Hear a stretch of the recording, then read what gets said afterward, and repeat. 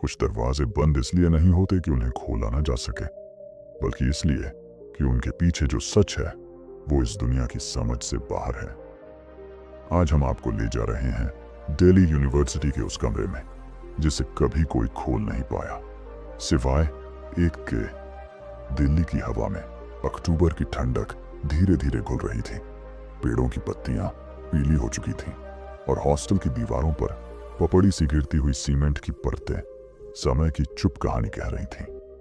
North block hostel university का एक पुराना हिस्सा, जिसकी नींव 1938 में पड़ी थी, अब भी वैसी ही खामोशी ओढ़े खड़ा था।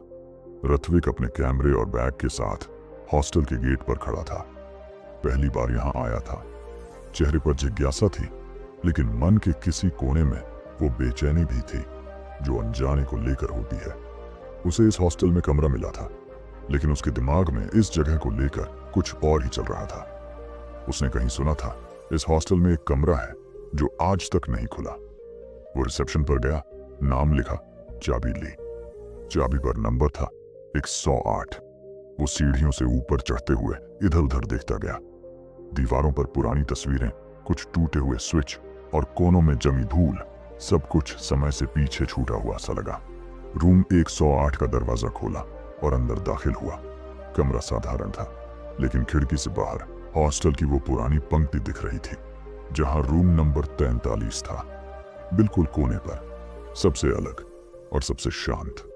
रात को जब सब सो चुके थे, ऋत्विक अपने लैपटॉप पर बैठकर पुरानी हॉस्टल रिपोर्ट्स और अफवाहों को खंगाल रहा था।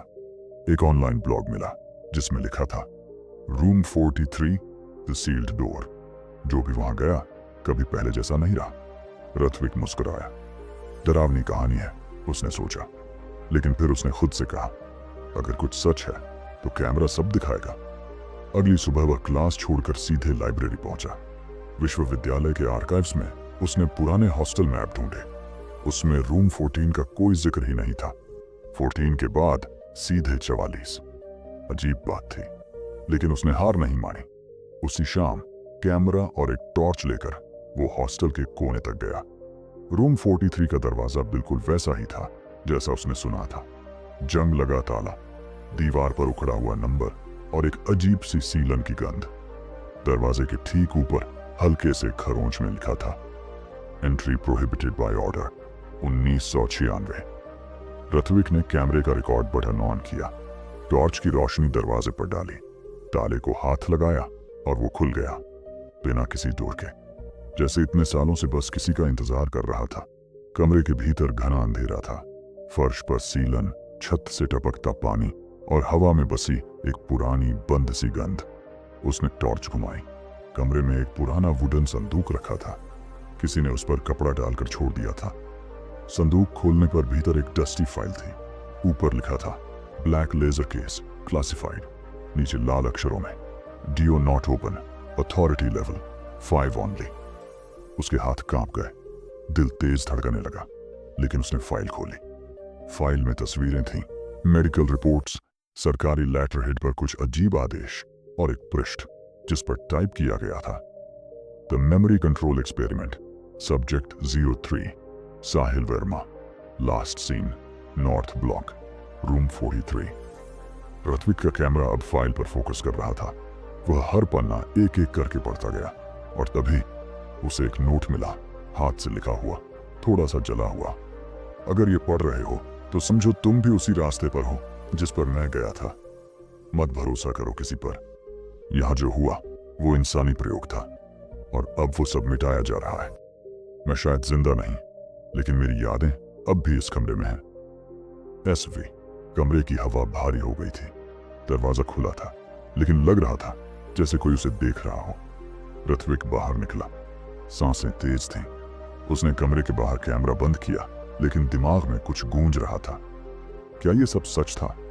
क्या किसी ने इंसानों की यादें मिटाने की कोशिश की थी? और वो फाइल अभी तक क्यों थी वहां? रात को अपने कमरे में बैठकर उसने वो फोटो देखी, सब्जेक्ट 3, साहिल वर्मा। उसका चेहरा उसे कुछ जाना पहचाना लगा और तभी एक पुरानी याद उभरी। मां की अलमारी में रखी एक ब्लैक एंड व्हाइट फोटो जिसमें एक युवक था। मां ने कभी उसका नाम नहीं बताया, बस कहाँ था? तेरे पापा कुछ साल पहले लापता हो गए थे। ऋत्विक ने वो फोटो खोज निकाली और मिलाया उस फाइल वाली फोटो से।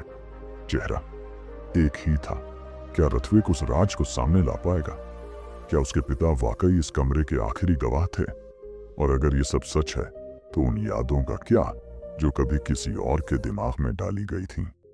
अगर आपको यह कहानी दिलचस्प लगी हो तो वीडियो को लाइक करें। ऐसी और कहानियां देखने के लिए सब्सक्राइब जरूर करें और नीचे कमेंट करके बताएं, क्या आप उस दरवाजे के पीछे जाना चाहेंगे? अगर मौका मिले तो